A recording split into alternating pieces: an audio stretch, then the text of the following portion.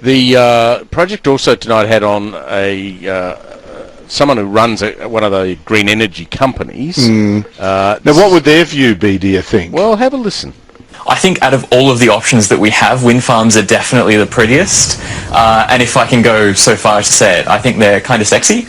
Wow, but you went there, Catan, you went there. I did go there. Wind farms are sexy. Well, mate, if I saw a wind farm up there and I was the owner of a green energy company and I knew that those things were making money for me via the government forcing taxpayers to pay way above the odds for the power that these things produce, thus producing a profit for my green trousers, I too would find them sexy. Anything like that I'd find sexy.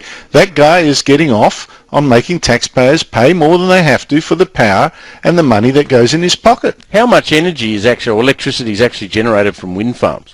Well, it depends whether it's blowing or of the not. Grid? Well, when it's not blowing, none. The answer is zero. That's the problem. But in South Australia, can sometimes on a really lucky day be, I don't know, about half or something like that. But this is why power prices in South Australia are the highest in Australia and among the highest in the world. And that, of course, explains why companies don't actually like setting up factories there, and why its unemployment is also very, very high, and why it, in fact, is a state in a slough of despond. Yeah, and remember, speaking about South Australia, remember all of the critics laughing when the coalition suggested that the carbon tax would have a detrimental effect to a place called Port Augusta? Absolutely, Whyalla actually.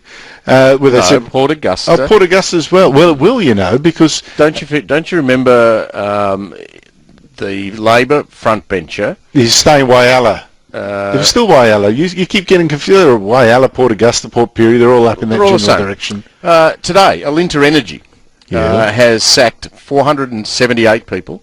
And shut down 2 power plants, the Northern and the Playford B power plants, at Port Augusta in South Australia, and turned their back on a $300 million effort to return them to profit. Oh, that's terrible.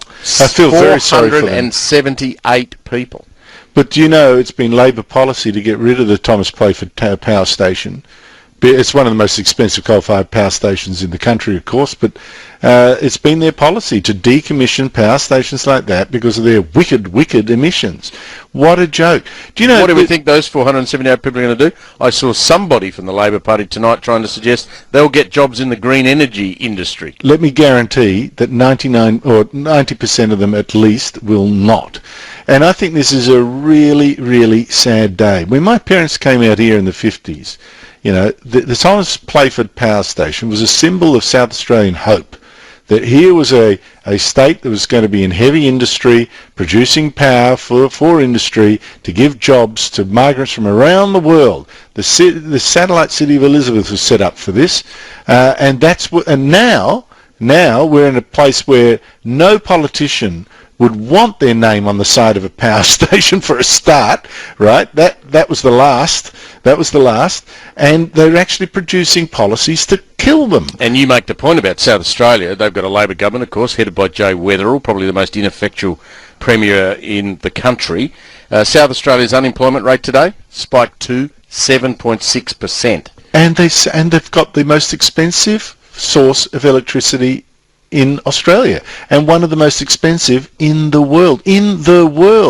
And they wonder why they cannot attract heavy industry like they used to, which gives jobs particularly to the working class. My home state. It makes you sick. It makes you sick because these are little green idiots sitting in the suburban, you know, with their university degrees and their public service jobs, and they're feeling good about an imaginary crisis, forcing everyone to pay more for their power, driving the poor out of work, making the poor unable to pay their heating bills, and they're getting a warm inner glow while everyone else is freezing in this winter. I mean, they are jokes. Honestly, what's happened today to Australia, it will make you sick. One day, I hope, maybe it'll take 40 years for us to wake up out of this. We'll look back at this era and wonder what the hell got into people. And sadly for me, my home state of South Australia, which I love very much, is going to end up just like Tasmania.